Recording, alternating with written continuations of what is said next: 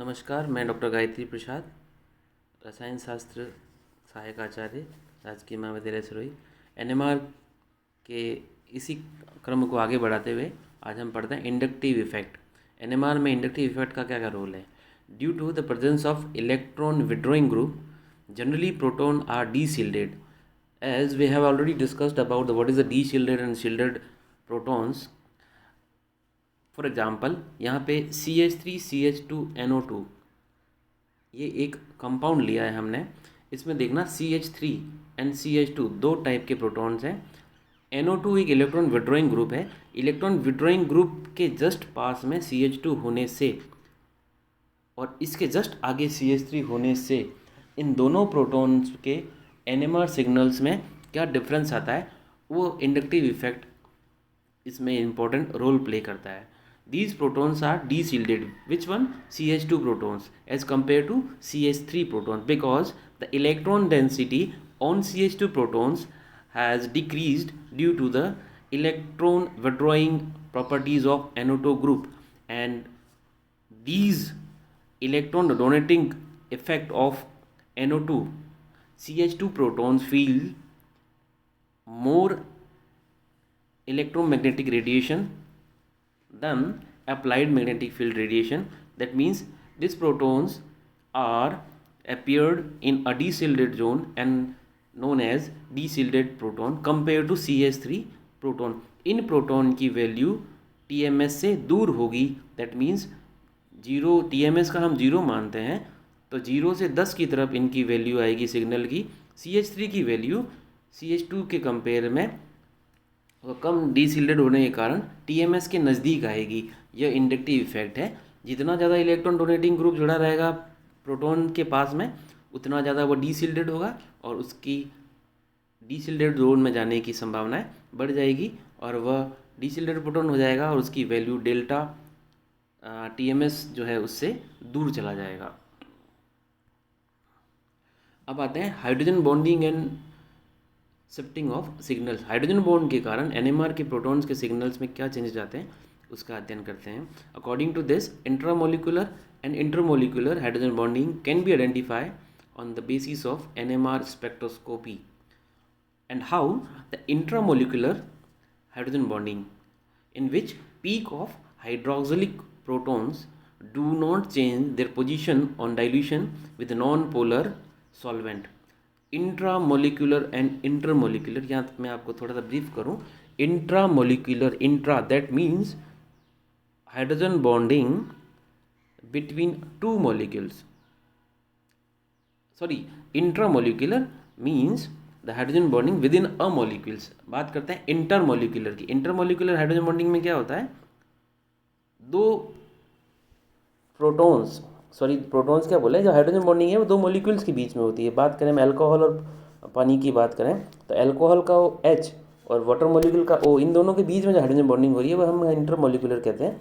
Intermolecular between two molecules और with in a molecules, एक ही molecules में होती है, हम इंट्रामोलिकुलर कहते हैं।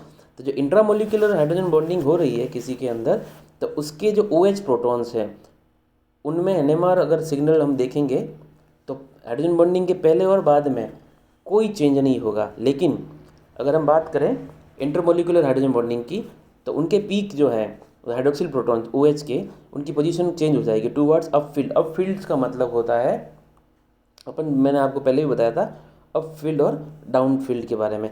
तो उनके जो OH जो हैं उनकी पोजीशन चेंज हो जाएगी किस में, जब दो मॉलिक्यूल के बीच में यानी इंटरमोलिकुलर हाइड्रोजन बॉन्डिंग है।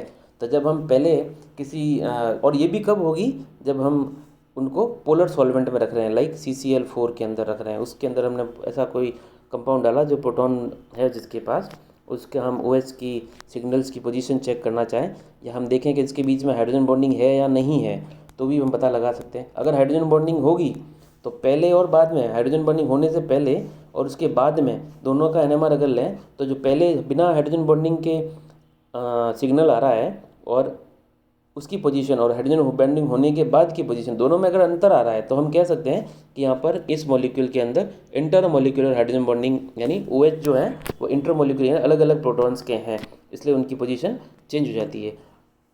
इसी क्रम में हम देखें कि use of D2O deuterium oxide का क्या रोल होता है? Using D2O we can identify the presence of COOH group और OH group in a given compound. होगा क्या, माना किसी कंपाउंड के अंदर प्रोटॉन, हम एसिडिक प्रोटॉन की बात करें H या हाइड्रोक्सिलिक OH की, उस H को हम रिप्लेस कर दें किससे? ड्यूटेरियम से। पहले हमने जब बिना रिप्लेस किए उनका NMR लिया तब उनकी कोई ना कोई पीक होगी, और कहाँ होगी वह, उसके ग्रुप कहाँ जुड़े हुए हैं, तो एसिड वाला H और OH वाला H की दोनों की पोजीशन के बेस पे सिग्नल आएगा NMR का। हमें नहीं पता कि वो आ रहा है, हम कंफर्म करने के लिए कि ये वो ही H हैं, एसिड वाले हैं या OH हैं, हम क्या करते हैं उस H को हम ड्यूटेरियम से रिप्लेस कर देते हैं। तब हम उसको D2O के साथ रिएक्शन करवाते हैं। तो D2O के साथ जैसे रिएक्शन करवाएंगे, यहाँ पे जो शो हो रहा है देखना ध्यान से आप लोग, ये जो है ये वाला जो OH था ये D में कन्वर्ट हो गया, यहाँ वाला भी OH है वो D में कन्वर्ट हो गया। तो जब बिना D में कन्वर्ट किए जब इसका NMR लिया तब वहाँ पर हाइड्रोक्सिल OH यानी ये OH अल्कोहल वाला, इसकी एक पीक आ रही थी क्योंकि एक हाइड्रोजन है। इसी तरीके से एसिड वाले की भी एक पीक आ रही थी क्योंकि यहाँ पर भी एक हाइड्रोजन है। लेकिन जब हमने इसको D2O से रिप्लेस करके जब देखा तो वहाँ पीक गायब हो गई। तब हम कह सकते हैं कि हाँ OH ड्यूटेरियम से रिप्लेस हो गए हैं। अतः ये कन्फर्मेशन माना जाता है कि वो दोनों OH या तो एसिडिक होंगे, दोनों H हैं जो वो एसिडिक H हो सकता है या एल्कोहलिक H हो सकता है।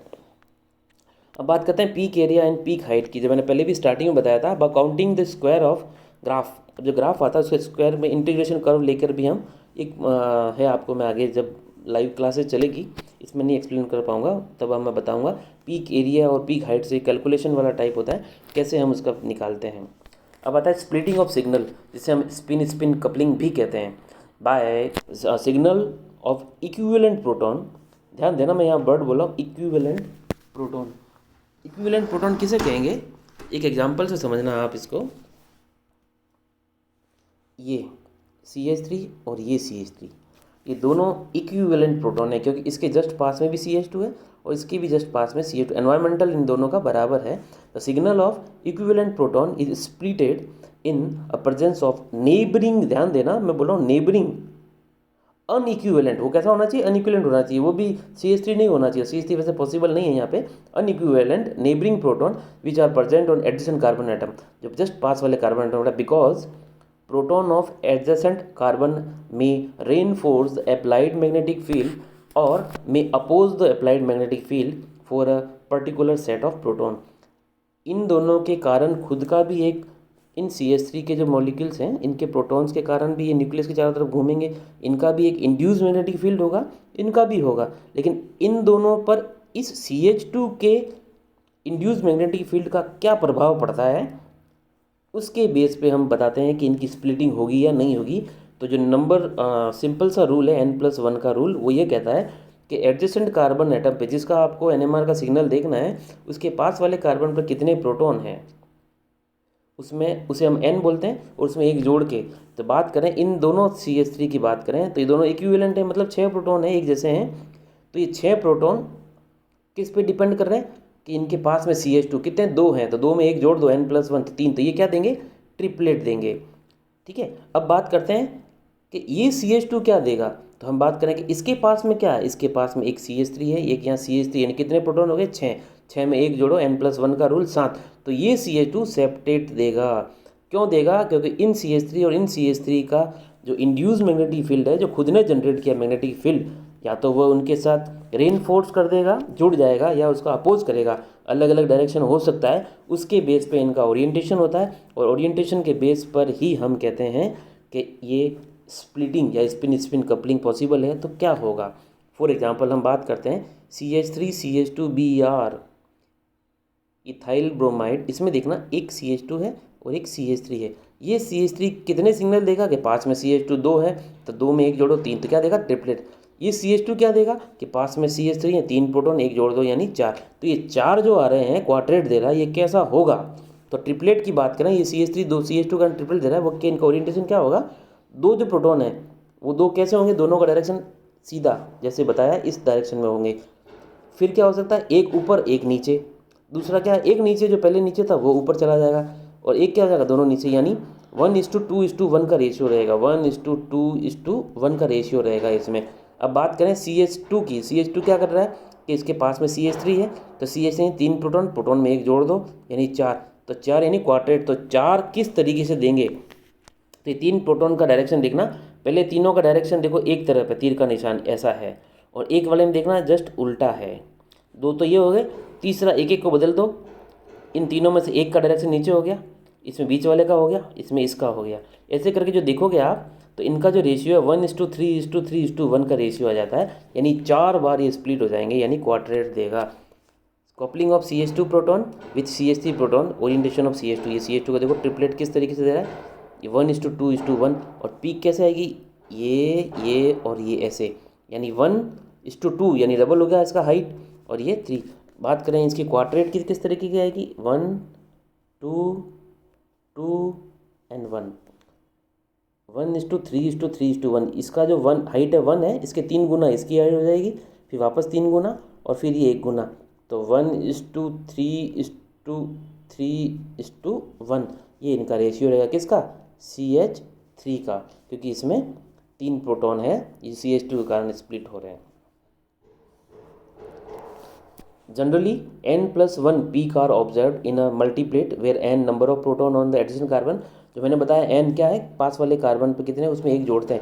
अगर डबलेट आ रहा है तो उनका रेशियो रहेगा, डबलेट कैसे रहेगा, डबलेट सेम हाइट का रहेगा, डबलेट ये डबलेट आपका दोनों की हाइट बराबर है, और उनका 1:1 का रेशियो रहेगा। ट्रिपलेट है तो मैंने बताया आपको, ट्रिपलेट इस तरीके से रहेगा, एक की हाइट फिर इससे दुगनी हाइट हो जाएगी, फिर वापस एक की हाइट। क्वार्टेट है तो 1:3:3:1 रहेगा।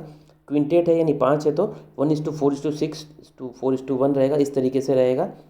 सेक्सटेट है तो इनका रेशियो इस तरीके से रहेगा। बात करते हैं एक एग्जांपल देखना, CH3CH2OH, ये CH3 क्या देगा कि पास वाले पे कितने हैं, 2, तो ट्रिपलेट देगा। ये CH2 क्या देगा कि पास वाले के पास क्या है, 3, यानी क्वार्टेट। ये OH क्या देगा, इसके इतना तो पास कुछ भी नहीं है, तो n+1, n एक है, खुद का एक जोड़ दो, यानी क्या देगा, सिंगलेट देगा। ये इसके आसपास में कुछ है ही नहीं, तो जो एक अकेला है वो अकेला सिंगलेट देगा। तो इसमें कितनी पीक आएगी, 3 पीक आ जाएगी किसमें, इथेनॉल में। अब हम बात करेंगे फास्ट प्रोटॉन एक्सचेंज की नेक्स्ट क्लास में। Thank you.